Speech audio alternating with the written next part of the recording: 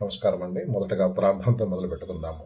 శరదిందు సమాకారే పరబ్రహ్మ స్వరూపిణి వాసరాపీఠ నిలయే శ్రీ జ్ఞాన సరస్వతి నమోస్తుతే. జ్ఞానానందమయం దేవం నిర్మల స్ఫటికాకృతిం ఆధారం సర్వవిద్యానాం హయగ్రీవముపాస్మహే. వాగర్ధావివ సంప్రక్తౌ వాగర్ధ ప్రతిపత్తయే జగతః పితరౌ వందే పార్వతీ పరమేశ్వరం. ఓం నమ శివాయ. ఓం నమో నారాయణాయ. శ్రీమాత్రే నమ. శ్రీమాత్రే నమ. మనము నిన్న చర్చించుకున్నట్లు మహాపురుషుల గురించి, కాశీకి సంబంధించిన మహాపురుషులు నిన్న మనము త్రైలింగ స్వామి గురించి చెప్పుకున్నాము. అలాగే ఈరోజు ఇంకో మహాపురుషుడి గురించి, కాశీతో సంబంధం ఉన్న మహాపురుషుడి గురించి ఒకసారి మనం చెప్పుకుందామండి. ఆయన పేరే లహరి మహాశయులు. లాహరి మహాశయులు అంటారు. భారతీయ యోగి మరియు గురువు. ఈయన పేరు లాహరి మహాశయుడుగా ప్రసిద్ధిగాంచిన శ్యామ్ చరణ్ లాహరి అండి అతని పేరు. మొత్తం పేరు శ్యామ్ చరణ్ లాహరి. 1828 సెప్టెంబర్ 30 నుంచి 1895 సెప్టెంబర్ 26 వరకు అతను జీవించిన కాలం అండి. మొత్తం 66 సంవత్సరాలు శ్యామ్ చరణ్ లాహిరి మహారాజ్ గారు జీవించారండి. ఈయన స్వామి పుట్టింది జననం 1828లో బెంగాల్ రాష్ట్రంలో పుట్టాడండి. వాడియా అనే జిల్లాలో ఘర్ని అనే గ్రామంలో పుట్టాడు ఈయన. ఇతని పేర్లు లాహరి మహారాజ్గా ప్రసిద్ధి చెందాడు.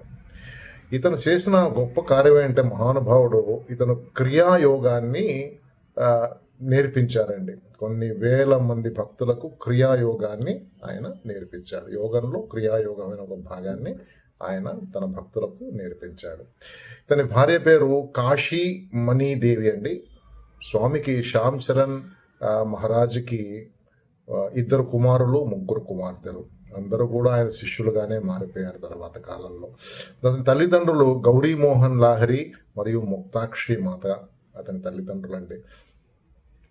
ఈయనది అంటే స్వామి యొక్క ప్రత్యేకత ఏంటంటే, శ్యామ్ చరణ్ లాహరి మహారాజ్ గారు గృహస్థుగా జీవిస్తూనే ఆధ్యాత్మిక సాధనని ఆయన ఎంతో పురోగమించారు. సాధనలో స్వామి బ్రిటిష్ భారత ప్రభుత్వంలో మిలిటరీ అకౌంట్స్ డిపార్ట్మెంట్లో పనిచేసేవారు. ఈ డిపార్ట్మెంటు మిలిటరీ సంబంధించిన పనులు, అంటే రోడ్లు వేయడము అలాంటి పనులలో ఈ డిపార్ట్మెంట్ సంబంధించిన పని ఆయన దాంట్లో పనిచేసేవారండి.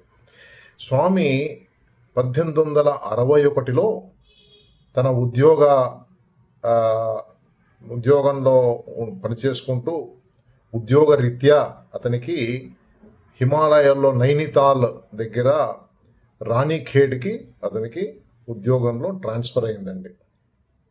అక్కడ అతను పనిచేసేటప్పుడు, హిమాలయాల్లో నడిచేటప్పుడు ఒకరోజు అతనికి ఒక గొంతు వినపడింది. అదే మహావతార్ బాబాజీ. మహావతార్ బాబాజీ శ్యామ్ చరణ్ లాహరి మహారాజ్కి దర్శనమిచ్చారు హిమాలయాల్లో. ఆయన శిష్యరికంలో శిష్యుడిగా చేసుకొని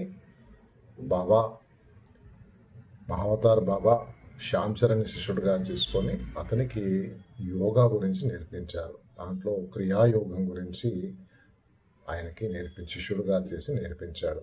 అలాగే స్వామితో పాటు ఎన్నో ఏళ్ళు గడిపారు శ్యామ్ చరణ్ లాహరి బాబా అవతార్ మహారాజ్తో. అలా గడిపాక తర్వాత కాశీ నగరానికి, వారణాసికి వచ్చేసాడు. అందరూ కూడా వారణాసిలో జీవించేవారు. తన సంసారంతో వారణాసిలో ఉండేవాడు.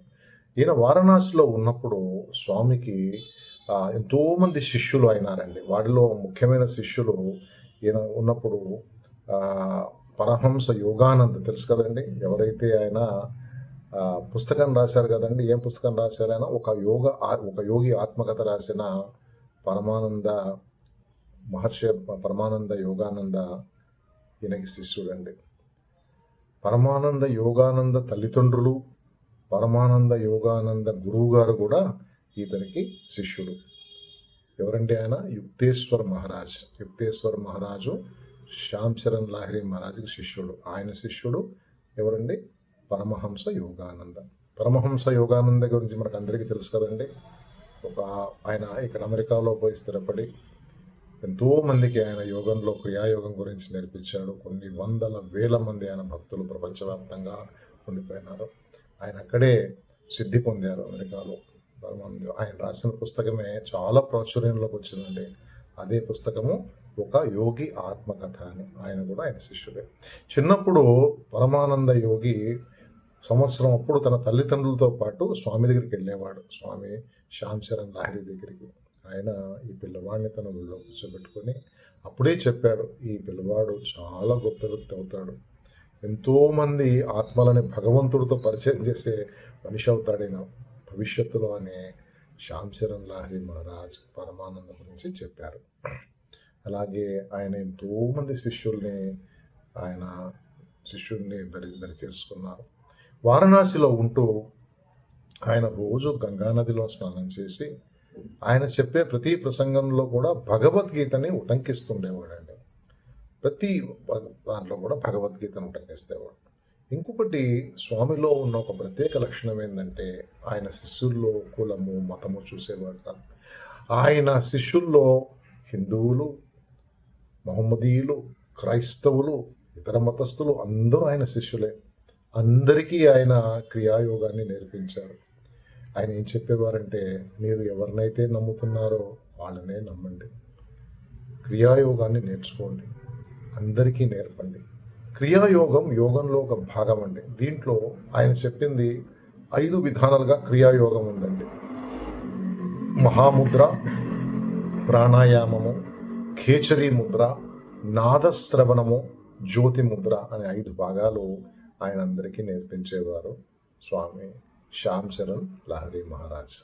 అలా కాశీలో ఎన్నో ఏళ్ళు జీవించి చివరగా 1895 సెప్టెంబర్ 26న శివైక్యం చెందారు. ఆయన చనిపోయే ముందు, మరణించే ముందు ఒక 4 రోజుల ముందు శిష్యులకు ఏం చెప్పాడంటే, తను శరీరం వదిలిపెట్టే సమయం ఆసన్నమైంది, తను 4-5 రోజులు మహాసమాధిలో ఉంటాడని. అలాగే తిరిగి శరీరం అలా కింద కూలిపోయిందండి. అలా ఆయన మహాసమాధిలో ఉండి ఆఖరికి ఒకరోజు ఆయన ప్రాణత్యాగం చేసేసారు, దేహాన్ని త్యాగించాడు. ఆయన చెప్పేది ఏంటంటే, దేహం వేరు ఆత్మ వేరు. మనం దేహాన్ని అంటుపెట్టుకొని ఉంటున్నాము. దేహం ఎందుకుందంటే కర్మలు చేయడానికే ఉందని చెప్పేవాడు ఆయన. దేహాన్ని మరవండి, భగవంతుణ్ణి ధ్యానించండి, ఆ భగవంతుడి కోసం అహర్నిశలు ప్రయత్నించండి అని చెప్పేవాడు. అది యోగ సాధన ద్వారా ఆయన నేర్పించేవాడు. అలాగే భగవద్గీతను కూడా ఆయన చెప్పేవాడు. ఆయన కాశీలో ఎన్నో మహత్యాలు చేశారు. ఇప్పటికీ కాశీలో ఆయన యొక్క మందిరం ఉందండి. మేము ఈ మధ్య వెళ్ళినప్పుడు మేము అక్కడ ఆయన మందిరాన్ని కూడా దర్శించుకున్నామండి. కాశీ ఘాట్లలో ఉంది మణికర్ణిక. ఆఖరికి ఆయన 1995లో దేహత్యాగం అయినాక, సిద్ధి పొందాక ఆయన యొక్క దేహాన్ని మణికర్ణిక ఘాట్లో దహనం చేశారండి. సాంప్రదాయం ప్రకారం అక్కడ దహనం చేశారు. అలాంటి గొప్ప వ్యక్తులలో లాహిరి మహారాజ్ చాలా గొప్పవారు. ఈయనలో గొప్పతనం ఏంటంటే, 1861లో శ్యామ్ చరణ్ లాహిరి మహారాజ్ బాబా అవతార్ మహారాజ్ని కలిశారండి. అంతకంటే గొప్ప ఏమిటండి, స్వయంగా కలిశారండి. ఆయన కలిసి ఈయనకి బోధించారు క్రియాయోగం గురించి. అలాంటి గొప్ప వ్యక్తి శ్యామ్ చరణ్ మహారాజ్. అలాంటి వ్యక్తి గురించి ఈరోజు తెలుసుకున్నందుకు కొన్ని విషయాలు మాత్రమే మనము చాలా సంతోషపడాలి, గర్వపడాలి. అలాంటి మహాయోగులు మన భారతదేశంలో ఎంతోమంది పుట్టారండి. మన భారతదేశంలో వారు నడిచిన నేల ఎంత పవిత్రమైంది, అలాగే కాశీలో వారు జీవించారు. అదండి వారి గొప్పతనం. ఓం నమ శివాయ.